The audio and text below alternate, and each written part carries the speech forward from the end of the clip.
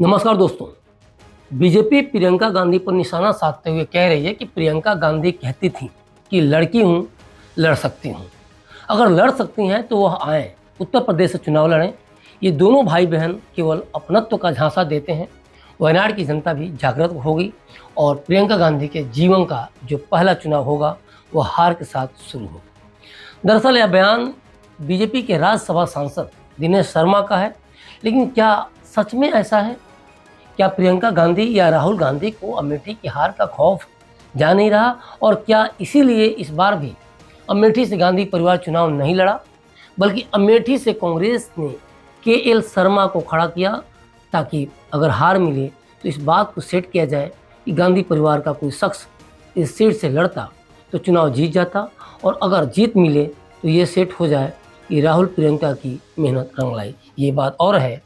कि केएल शर्मा ने बीजेपी के स्मृति ईरानी को हरा दिया था। लेकिन इस पूरे राजनीतिक पहलू को समझने के लिए इस बात को समझना जरूरी है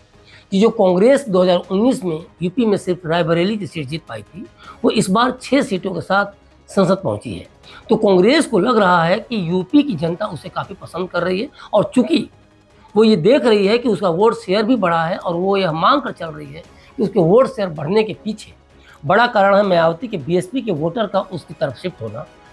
तो दूसरी बात यह भी है कि राहुल वायनाड गए ही इसीलिए थे क्योंकि मुस्लिमों को कांग्रेस का पूर्व वोटर माना जाता है, और चूंकि वे अमेठी हार गए थे तो उन्होंने सेफ गेम खेलना उचित समझा, और चूंकि इस बार वे रायबरेली जीत गए तो यूपी को लेकर उनका खोया हुआ आत्मविश्वास फिर से लौट आया। सोचिए, राहुल का डर इस कदर था कि वे अमेठी से चुनाव नहीं लड़े थे क्योंकि उनके जेहन में पिछली बार की हार कहीं ना कहीं इस बार भी सता रही थी, और जब कांग्रेस की सबसे बुरी जीत यूपी में हुई और वो सारी सीटें हार कर भी उन परिस्थितियों में भी रायबरेली सीट जीत गई, तो राहुल में रायबरेली सीट को सबसे सेफेस्ट सीट समझकर उसी सीट से इस बार खड़ा होना उचित समझे, और उम्मीद के मुताबिक रायबरेली सीट वे जीत भी गए। दूसरी तरफ पहले की तुलना में हर मोर्चे पर राहुल का एक्टिव होना और भाजपा के न हारने जैसी सोच या 400 पार के नारे ने कहीं ना कहीं खुद राहुल में आत्मविश्वास को काफ़ी बढ़ा चुका था, और इसीलिए वे वायनाड की बजाय रायबरेली को चुने। साथ ही प्रियंका का नाम अनाउंस करवाकर वायनाड के लोगों को ये मैसेज भी दे दिया कि गांधी परिवार अवसरवादी नहीं है, क्योंकि एक सीट छोड़ना ही था, और अगर वायनाड को छोड़ने का फैसला किया तो प्रियंका राहुल की बहन है और वो भी गांधी परिवार की ही हैं, तो एक तरह से वायनाड के साथ ही हैं राहुल गांधी, ऐसा वे वायनाड की जनता को समझा रहे हैं। और ऐसा करके वायनाड को नाराज होने का उन्होंने मौका भी नहीं दिया। मतलब एक तीर से दो शिकार, वायनाड को गांधी परिवार ही मिला, यूपी को राहुल गांधी ने प्रायोरिटी पर रखा, और ये मैसेज एक तरह से पीएम मोदी की वाराणसी से खड़े होने के समानांतर भी था। रायबरेली सीट को बनाए रखने का एक और कारण यह भी है कि जिस तरह से शुरू से ही राजनीतिक गलियारों में चर्चा है कि केंद्र की सत्ता का रास्ता उत्तर प्रदेश से होकर जाता है, और हम ये बात इसलिए कह रहे हैं कि लोकसभा की 543 में से 218 सांसद हिंदी बेल्ट वाले 9 राज्यों से पहुंचते हैं, और उनके लिए यूपी में किसी पार्टी की जीत बहुत बड़ा मैसेज देता है, और इसका प्रभाव हिंदी बेल्ट वाले राज्यों पर पड़ता भी है। तो जिस तरह से कांग्रेस को इस बार कई सीटें राजस्थान जैसे राज्यों में मिली भी, तो ये साबित भी हो जाता है। तो लगे हाथों राहुल गांधी ने रायबरेली सीट पर बने रहने को लेकर ये मैसेज भी दे दिया कि उनके लिए यूपी की जनता महत्व रखती है, और ऐसा कांग्रेस ने इसलिए किया या फिर राहुल ने ऐसा इसलिए किया क्योंकि 2019 में जिस तरह से वो मात्र रायबरेली सीट लेकर मणासन स्थिति में पहुंचने के बाद 2024 में 6 सीटों पर वापसी की, तो कांग्रेस को ये एहसास हुआ कि यूपी में वो फिर से जीवित हो रही है, और ऐसे समय में रायबरेली सीट को नहीं छोड़ने का संदेश जनता के बीच एक बड़ा मैसेज दे सकता है, और वो भी तब जब राम मंदिर निर्माण के बाद भाजपा ने बुरी तरह से उसे घेरा था, लेकिन भाजपा अयोध्या सीट भी नहीं बचा पाई। तो बहुत बड़ा मैसेज गया कांग्रेस को कि उसके द्वारा रामलला की प्राण प्रतिष्ठा का निमंत्रण और स्वीकार करने के बाद भी अगर जनता ने उसे स्वीकार किया और भाजपा को पूरी तरह से इनकार कर दिया, तो वह किसी कीमत पर रायबरेली सीट को नहीं छोड़ेगी, और पहले यूपी की जनता का दिल जीतेगी और फिर यूपी को। दूसरी बात कि केरल में 2026 में विधानसभा चुनाव होंगे, और जिस तरह का विश्वास राहुल और कांग्रेस में दिख रहा है उसमें यह सोचना गलत नहीं है कि 2026 में कांग्रेस यहाँ सत्ता में आ सकती है। पहले के राजनीतिक समीकरण पर भी एक नज़र डालें तो साफ दिख रहा है कि केरल की जनता या तो सीपीएम के नेतृत्व वाले एलडीएफ या कांग्रेस के नेतृत्व वाले यूडीएफ को चुनती आ रही है। राज्य की जनता ने 2021 में एलडीएफ को सत्ता में वापस लाकर अधिकांश राजनीतिक मंत्रियों को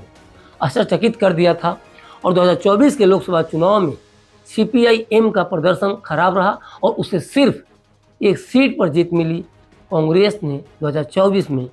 20 लोकसभा सीटों में से 14 सीटें जीती, जबकि उसकी सहयोगी आईयूएमएल ने 2 सीटें जीती। तो ये आंकड़े कांग्रेस के राजनीतिक उत्साह को 7वें आसमान पर पहुंचा रहे हैं। दूसरी तरफ कांग्रेस चूंकि पिछले कई सालों से प्रियंका को राजनीति में उतारने की मांग करती रही है, तो आज जब प्रियंका पहली बार चुनाव लड़ रही हैं तो केरल में पार्टी को कितना फायदा होगा, उसके उत्साह में कितनी बढ़ोतरी होगी, ये किसी से छिपा नहीं है। दूसरी बात कि प्रियंका के पहली बार चुनाव में खड़ा होने पर, और वो भी वायनाड से, तो इस मैसेज को जनता के बीच कैसे लिया जाएगा, इसमें कुछ ना समझने वाली भी बात नहीं है। कांग्रेस की भले ही हाल के वर्षों में दुर्गति हो चुकी हो, लेकिन गांधी परिवार का कोई भी सदस्य देश में अगर किसी सीट से लड़ रहा हो तो उस क्षेत्र के लोग खुद को वीवीआईपी जैसा फील दिलाने लगते हैं। ये भी सत्य है। वायनाड से भले ही प्रियंका वाड्रा जीत जाए, लेकिन रायबरेली सीट अगर राहुल गांधी छोड़ते तो इसके कई मायने होते।